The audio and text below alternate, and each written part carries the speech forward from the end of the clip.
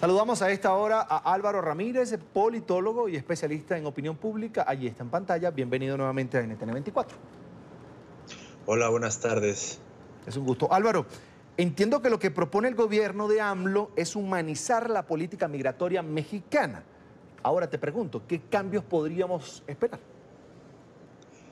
Efectivamente, Carlos, mira, la nueva política que se está planteando desde el Instituto Nacional de Migración por su titular Tonatiuh Guillén es la de ya no contención y sí a favor de los derechos humanos, la cual consistirá en que ya no vamos a hacer, por así decirlo, lo que se había estado planteando en el Plan Frontera Sur que habíamos firmado en la anterior administración entre México y los Estados Unidos, en la que México tenía que detener a toda la población que quisiera cruzar por nuestro territorio de centroamericanos y estarlos deportando. Bueno, ahora lo que se va a hacer es extender, por ejemplo, las visas de población fronteriza, que se amplía hasta Honduras, y por lo tanto ellos pueden ingresar a nuestro país con este tipo de visas sin necesidad de hacer cualquier otro tipo de actividad, y al mismo tiempo esa visa les va a permitir laborar dentro de nuestro país, Oaxaca, Yucatán, Chiapas. Entonces lo que se va a hacer es humanizar un poco más el trato hacia los centroamericanos, y por el lado de los mexicanos, la transformación de la que habla la secretaria de Gobernación, Olga Sánchez, consiste en brindarle herramientas al Instituto Nacional de Migración para que deje de ocurrir lo que actualmente ocurre. Cuando un mexicano es deportado de cualquier parte del mundo, lo único que hace migración es recoger tu nombre y decirte, pues, ya estás de regreso, pero no te ayuda en ningún tipo de cuestiones. Lo que se pretende es que el Instituto Nacional de Migración te pueda dar esta acogida al país, lo cual te ayude a transportarte a tu lugar de origen, te puedas comunicar. Vienen en esos términos la nueva política migratoria mexicana. Álvaro, esto de la nueva política del respeto a los derechos humanos de los migrantes allí en la zona de frontera, ¿no podría terminar convirtiéndose en un boomerang que se le va a regresar o se le podría regresar al gobierno en problemas de inseguridad más de los que ya existen en la zona de frontera? Actualmente tenemos sí un grave problema de inseguridad en la frontera sur. Cabe resaltar que tenemos sí presencia de grupos delictivos como la Mara Salvatrucha, pandillas, bueno, el narcotráfico también está presente en esa frontera sur. Yo espero que el diagnóstico que se esté realizando para la elaboración de esta nueva política tenga contemplado esto, porque a la par pues viene también la parte de la construcción de la Guardia Nacional que está dando ahorita el debate en el Congreso mexicano, y yo considero que debe de venir este apartado, porque lo que también se está planteando desde el Congreso de la Unión es sí permitirle el ingreso a los centroamericanos, pero con ciertas, como en cualquier país, o sea, tú puedes ingresar, yo puedo ingresar a Colombia, pero si hago algún acto delictivo, pues me van a detener y me van a encarcelar, y si no es ninguna que amerite pena carcelaria, pues me van a deportar. Eso es, yo creo que lo que yo considero que debe de venir en el documento, y desde en el Congreso de la Unión seguramente se va a estar observando eso, para que no sea tampoco una puerta giratoria de venir a hacer cualquier tipo de actividades y quedar impunes. Álvaro, el rediseño del Instituto Nacional de Migración, ¿qué implicaría? Y además, si esto no sería como un gasto burocrático, ¿no lo verían los sectores más necesitados de México así?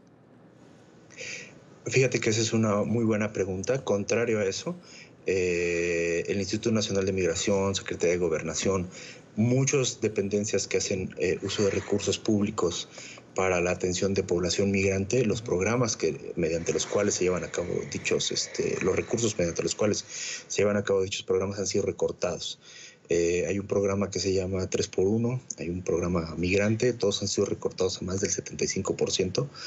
Porque incluso esta política migratoria, lejos del Instituto Nacional de Migración, también se observa como la de brindar las situaciones y las económicas, sociales, políticas de seguridad para que los mexicanos no tengamos que salir de México. Evidentemente eso es una política que ya se viene dando, o un fenómeno en el que se está dando, es que los mexicanos ya no somos los que nos estamos yendo de manera ilegal a los Estados Unidos, son los centroamericanos. El número de mexicanos que regresa a México, por así decirlo, es muchísimo mayor, pero ya no regresa solo el individuo, regresa con toda su familia.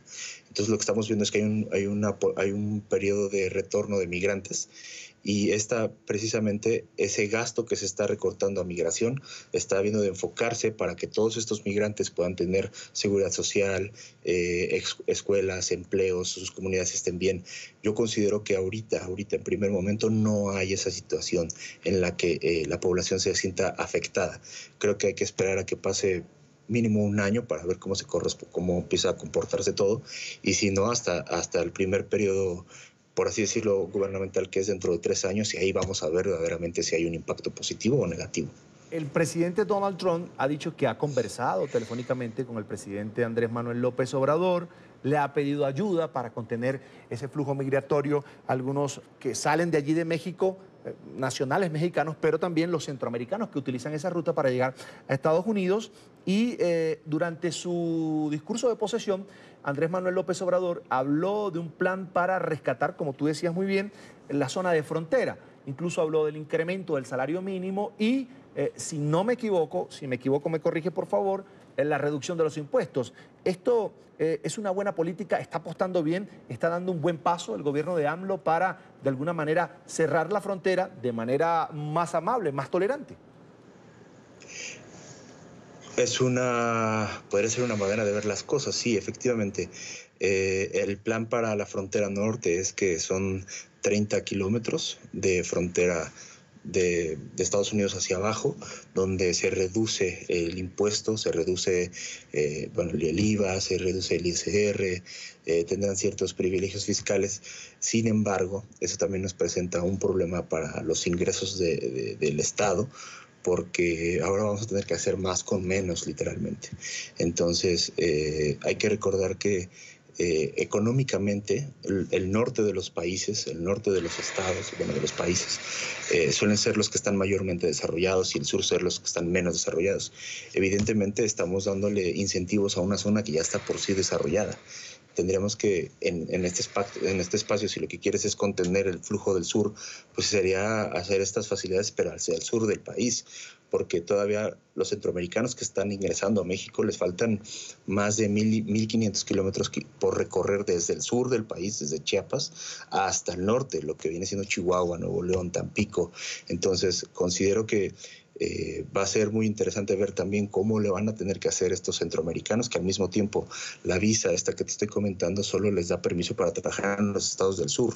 Si quisieran ellos ir a trabajar a los estados del norte, entonces tendrían que sacar otro tipo de visa, lo que sería otro tipo de complicación. Por eso señalo que ahorita este primer año de gobierno va a ser como de las pruebas. Vamos a ver qué sí nos está funcionando, qué no nos está funcionando, para que al segundo año, a partir de 2020, estos ajustes económicos se puedan llevar para que sigan favoreciendo, sí, la política gubernamental y corregir los posibles errores que se vayan dando en el camino.